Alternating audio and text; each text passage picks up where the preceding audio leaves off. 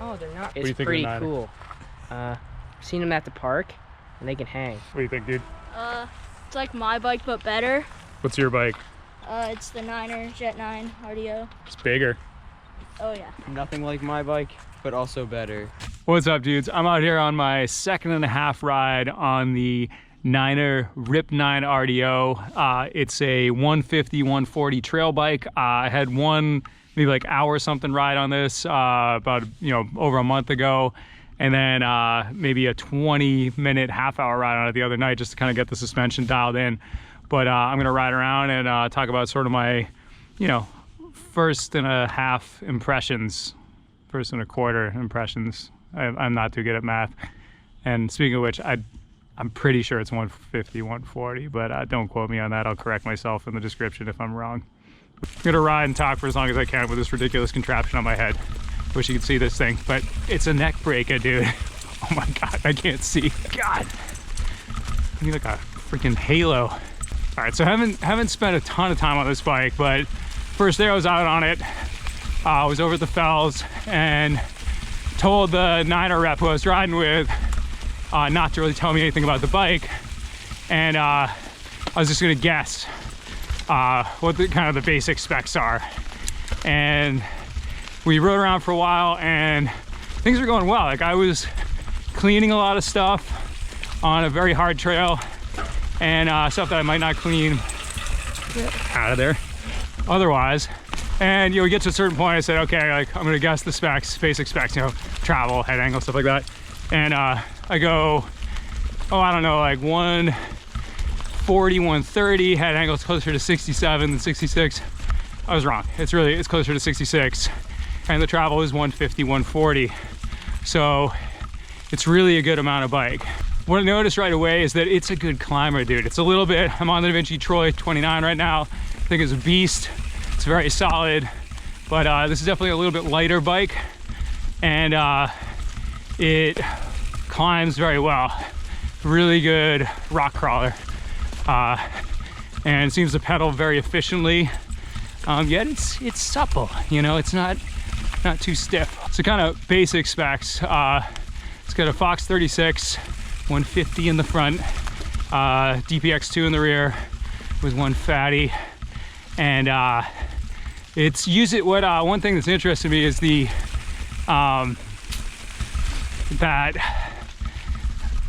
the sort of bash plate, so there's a part of the suspension linkage that actually kind of hangs very low, but it's guarded by this sort of plastic bash. So that's kind of interesting. It's got a it's using an SDG dropper, which right off the bat, I like the lever feel. It's nice and snappy. It's quick up and down. Tires, I believe it's got was it Minion DHF in the front and an Aggressa in the rear. So it's kind of big burly guy in the front, a little less burly guy in the rear, but good. A little slick out here today, seems to grip well so far, especially while I'm just going slowly up the step. Stall and crawl. Okay, yeah, no, pretty good.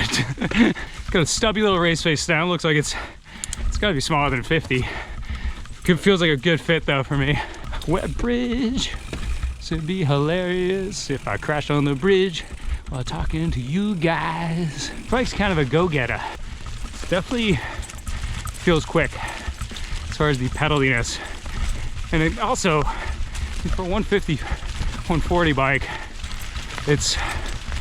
feels very, like, steering wise, very quick too. Very responsive. Does not feel like a pig. Does not feel lethargic, which it's more than I can say for myself. Okay. All right, well, I'm gonna get this thing off my head and try to do some actual riding. This is a ridiculous thing to like, but okay. Just going to change direction on the trail here. It's got a really good handle. It's really good for picking it up. We all know you got to pick up your bike sometimes. Oh yeah, the drivetrain. It's got the SRAM XO Eagle. I believe it's called Eagle. I'm pretty sure it has 92 gears, and the big cog is like a 62. I'll say one thing I am not into right off the bat is the I think it's an SDG saddle. as well, but it does not like my taint. Kind of just like a WTB, but it's a very personal, subjective thing. It's definitely not one of those bike parts to be, you know, sort of partisan about, like there are bike parts to be partisan about. I think dumber than being partisan about politics is being partisan about bike parts. It's got the guide brakes, which I had those on the Troy all season, and you know, I used to care more when SRAM or Avid brakes just sucked, and they did. Used to care more, but now I actually do not mind the SRAM brakes. They have kind of like a softer feel in Shimano, but I think they work just as well as does the drivetrain. It's funny because I think Shimano's drivetrain has kind of a softer feel, just like two different things. Whoa.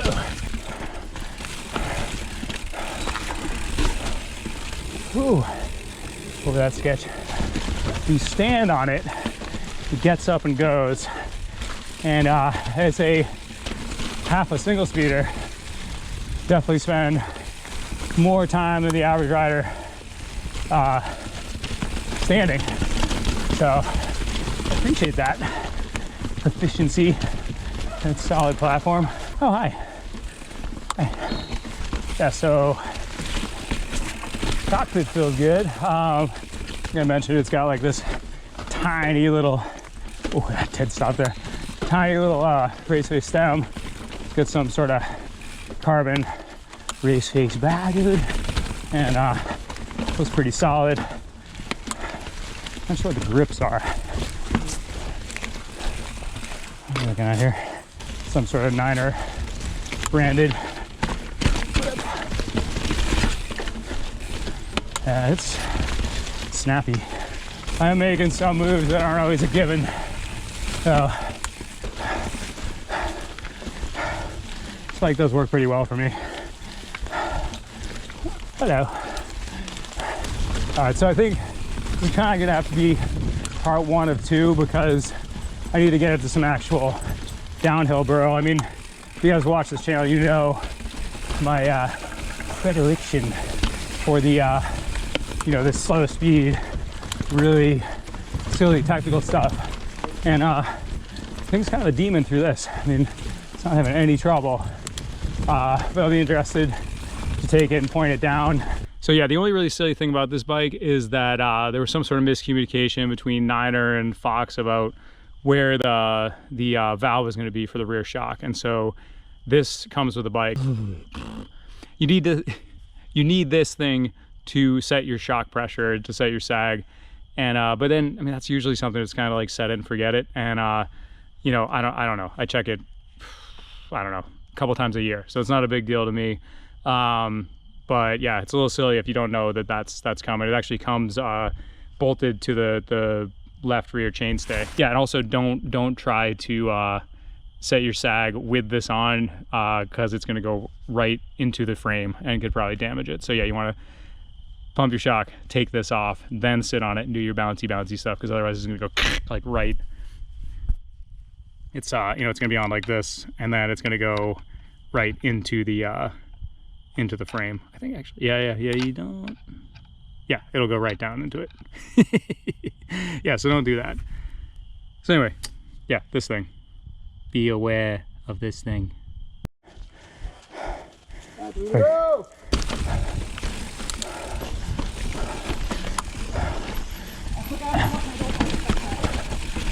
Oh boy. Yeah, actually I'm gonna cut out here if I can see the road. I'll see you guys back there maybe. Yeah, I decided pretty quickly that joining a night ride without lights was not the best idea. All right. That got a little bit sketchy at the end, I'm not gonna lie to you. But yeah, I think first test or second test, this is the first real test. First time I just kind of rode it. I think it went pretty well. Why does this seem so dim? What's going on? Okay, that's better. That's a good boy. That's a good sweeties. Yeah, buddy. One question I've been getting is, how did I train my dog to be a trail dog? And I think the short answer is I ran him over a lot. I definitely like that bike. I think it works super well for these conditions. This is the stuff I ride most of the time, so it's the key thing is that the bike's got to work. I mean, I'm okay with riding a pretty big bike, but it's got to work in this little twitchy BS stuff that I ride here around Boston. I mean, it's like a bonus if it works on, you know, more downhilly stuff, or I could even take it to the pack, dude. But it's got to work in this stuff. And I think this thing, it does, I mean, so fast, so good, dude. It works in this stuff. I feel like it rips in here. I mean, it was super challenging conditions tonight with the slickness. I mean, the rocks were just like fluorescent green. All right, so I would never tell you guys what to do, but if you like this video, hit the like button. Even if you don't like it, hit the like button. I don't know, and then tell your friends to hit the like button. And then, you know, subscribe if you want to see this stuff, and then don't if you don't want to. And, you know, really just do what you want. You know, if you do like it and you don't want to hit the like button, that's fine too. I don't care. I don't care, dude. All right, I'll see you guys later.